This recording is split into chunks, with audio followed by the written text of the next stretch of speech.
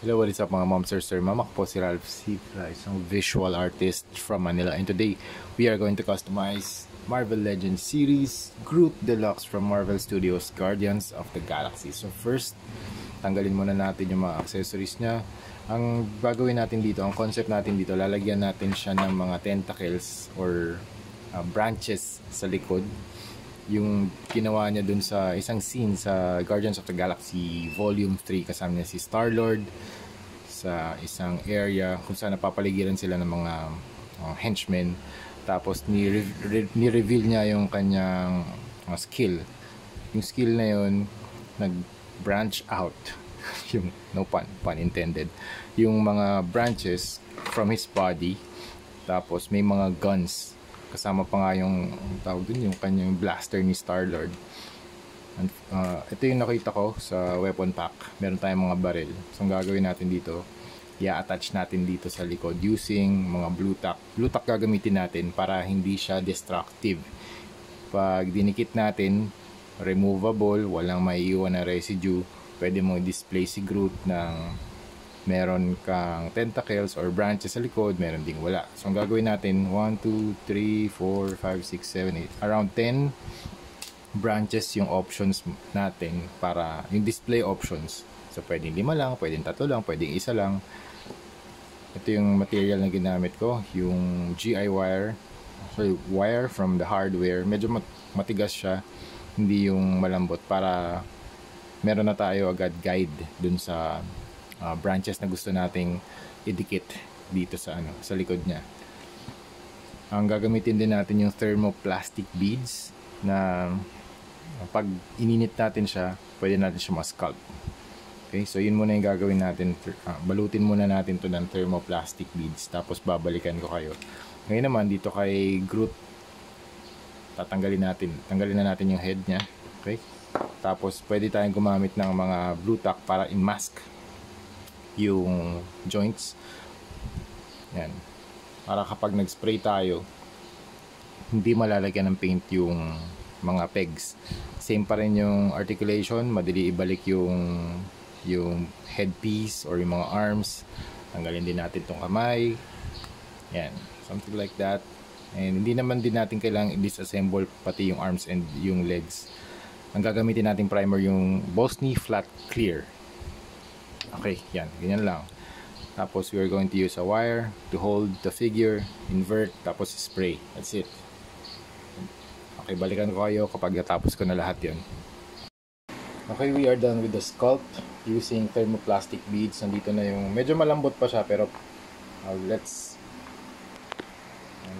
separate them from the accessories para nag-cure siya. So pag nag-cure to mga momser, very durable na siya, kasi yung ganun yung property ng thermoplastic beads. Yun yung property ng material. So hayaan muna natin siya dito, let it cure, and then pag tumigas na yan, gagamit tayo ng glue gun, and then i-attach natin yung mga barrel, and then we spray it with flat black, and then detailing. So ito naman, dito naman tayo sa Groot na action figure.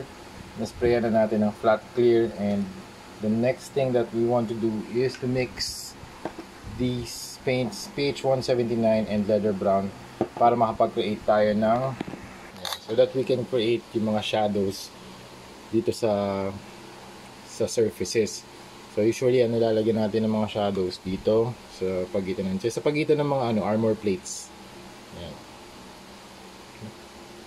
Para nag-add din siya ng para makapag-add ng depth dun sa figure.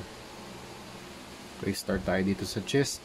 I'm using a flat brush na medyo destroyed na yung mga tips, para mag-seep in yung paint dun sa mga crevices. So hindi naman siya kailangan super brand new na mga tips, kasi usually pag ganito mga types of customizations, talagang wear and tear yung mga materials natin, like yun nga, yung brushes. Talagang natutuwa rin ako sa mga materials because it is readily accessible. We have Shopee, we have online shops, tapos i-deliver pa right in front of your door. So yun, mura, Very affordable yung paints, very affordable yung mga yan, we have tripods, we have all the materials at our disposal. Kaya really happy na meron tayong option to have our meron tayong creative freedom to do anything that we want dun sa action figure. Okay, tutuloy natin to, pati sa wings gagawin natin. Next step, we are going to use purple para naman meron tayong contrast, mag-add tayo ng contrast, hindi lang siya puro neutral. Kasi pag tapos na yung pre-shading natin. Wait lang, zoom in ko lang. Ayan. So ito na yung status ng ating project. Pre-shading done. Tapos pansin ko very neutral yung color ni Groot. So lagyan natin siya ng purple. So pwede natin yan lagay dito sa pinaka-dark na parts. Konting dry brushing lang. Brush control, very important. Ayan. Para lang ma-break yung monotony ng ng brown and black. Ayan. Next color na gagamitin natin for dry brushing ay phthalo green. So we can add here sa mga deepest parts. And dry brushing lang din.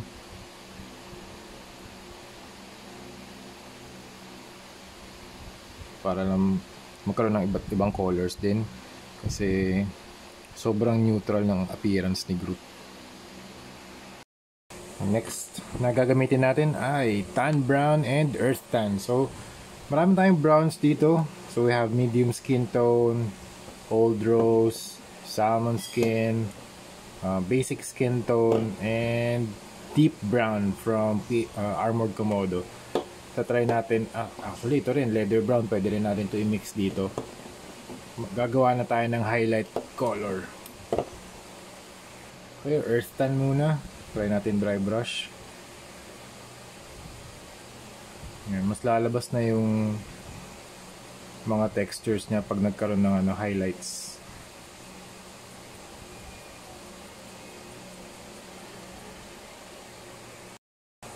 Okay, ito na yung status ng ating figure. And mag-apply pa tayo ng second highlight using basic skin tone and white. Yan, paghaluin natin yung dalawa para mas light pa yung ating highlights. Highlights 02 na ito mga ma'am sir. Dry brushing method pa din. Try natin dito sa chest. Yan, mas white na siya.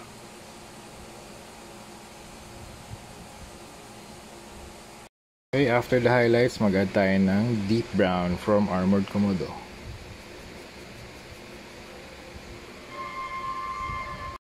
Next step, we are going to use page 179 black water-based primer para makapag-add tayo ng line art.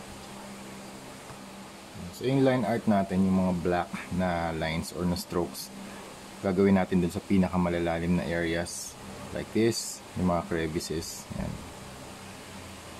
Kung paano tayo nagdo-drawing using paper and ink. So ink, parang ito na yung inking phase natin. So, pwede kayo mag-extend dito sa mga branches. Dito rin sa side, pwede rin. Wait lang. Rotate natin para meron tayong clearer view of what we are doing. Tapos ano, gagawin natin to sa lahat ng areas.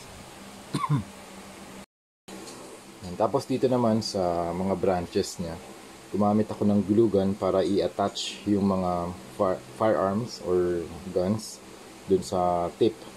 Tapos gumamit na din ako ng alligator clip para ready na, para ma-sprayan na natin using Bosny flat black.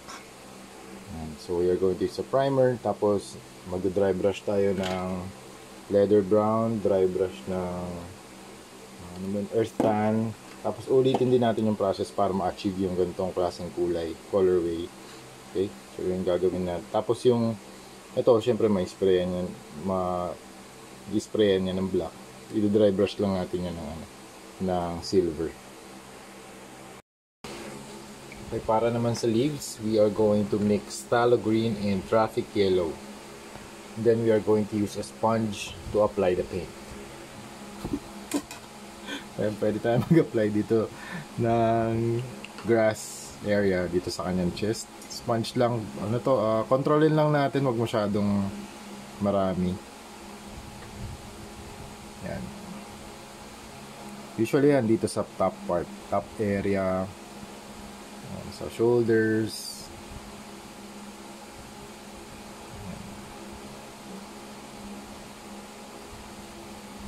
Yan yung mga naka-extend na leaves na branches, pwede natin lagyan yan.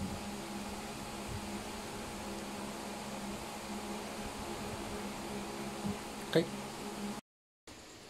Alright, and we are done with our Marvel Legends series Groot custom repaint. Ito na, nalagay na natin yung mga wooden tentacles niya. So we have 1, 2, 3, 4, 5, 6, 7, 8, 9, 10. 10 wooden branch tentacles using ginawa ko siya using the thermoplastic beads, tapos yung munition pack from McFarlane Toys. Tapos inattach ko yan sa likod using blue tack. Ayan, maraming blue tack lang talaga. Yan yun, inisip ko na lang kung ganito yung magiging layout niya. So meron ka dito overhead sa left, right, so medyo binalance ko na lang. So meron din dito sa under his arms with a parang space guns. Tapos dito parang iba't ibang klase, steampunk na gun, mas modern, yan, iba't iba. Kung makakakuha pa ako ng ibang weapons pack, lalagay ko na rin dito sa mga future projects natin kay Groot. So we have, ano pa ba? Ayun, yung wings, inattach ko na lang din via blue tack. Ang ganda ng material na blue tack kasi wala siyang residue pag tinanggal, hindi siya destructive. Pwede mo siyang i-attach, and then kapag tinanggal mo dun sa surface, hindi matatanggal yung paint, walang paint rubbing, walang paint scratching. Tapos very friendly siya sa mga surfaces. Tapos yung dikit niya, medyo naman strong, nahahawakan niya yung mga tentacles sa likod. So yun, for my client, ganito yung magiging layout niya kapag dinisplay sa cabinet. Ayun, thank you very much client from Massachusetts, USA. Sold na to mga ma'am sir. Ang original price nito ay $280, $280. Discounted price siya kasi marami siyang kinuha. So sold na to for $200 only. And mas closer look, we have the comic book ink style. Kaya dark yung mga darkest parts ng figure. Tapos sa articulation naman, walang nabago. Same pa rin. Tapos gumamit din tayo ng top coat. Ang ginamit natin dito, Bosny Flat Clear. Yan. So yan mga ma'am sir, here's the front. Here's the side. Ito yung back.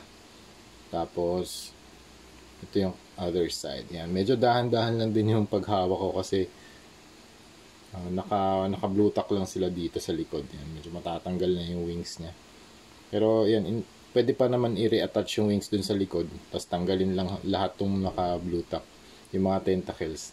Pwede pa rin naman siyang magkaroon ng iba't ibang display options. So you can display just 2 tentacles, 1 wing, tapos yung wings sa likod. Pwede ka mamili kung ano yung gusto mo. Very customizable sa mga clients natin. So yun lang mga ma'am sir nga pala. Meron pa pala tayong alt hand. So you have the open palm hand. Yan, ito yung dalawa. Tapos meron din siyang raccoon. Yan, small raccoon. Iko-customize pa natin to. Hindi ko pa na-customize eh. Okay? So yun lang mga ma'am sir. Thank you very much for watching and see you sa next video. Bye-bye!